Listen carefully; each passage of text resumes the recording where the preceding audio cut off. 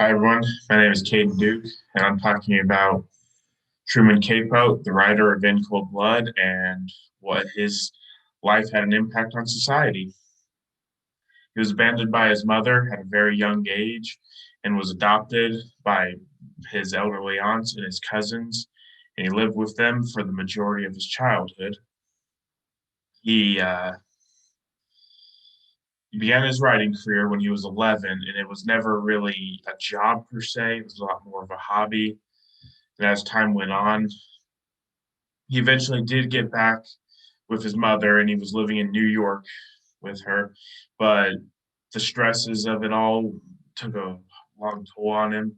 And so he dropped out of high school. And at the age of 17, he started working for the New York Times. Now, in his adult life, Capo had several books. The two most famous that actually gave him his name was In Cold Blood and Other Voices, Other Rooms.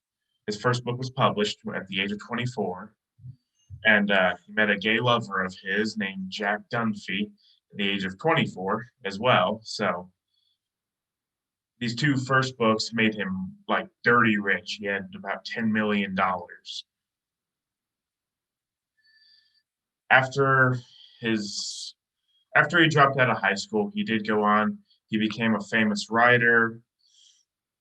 He even created his own genre of literature that was a nonfiction novel.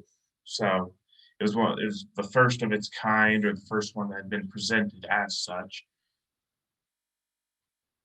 Now, this book, In Cold Blood, had quite a large impact on society. I mean, while it wasn't society as a whole, the town of Holcombe would never be the same. They had realized that their small town was not as safe as it claimed to be because they thought they were safe.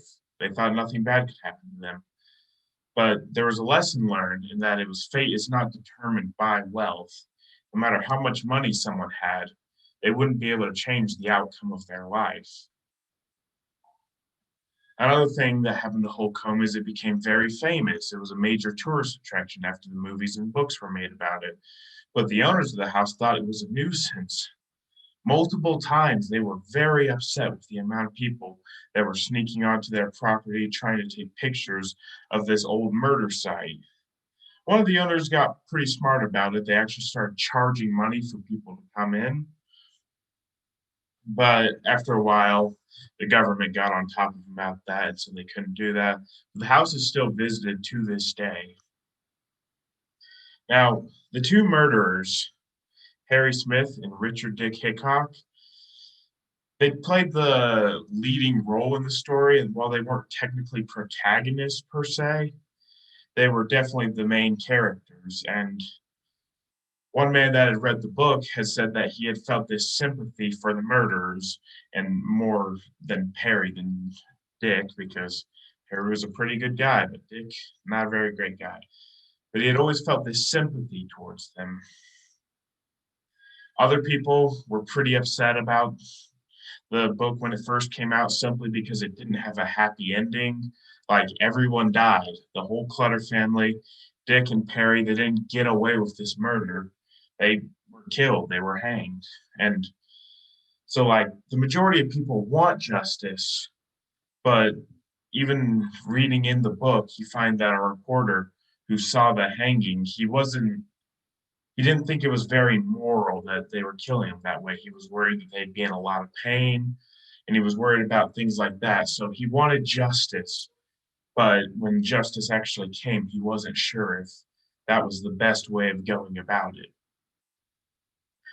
And so this is my works cited page, and that's the end of my presentation. Thank you.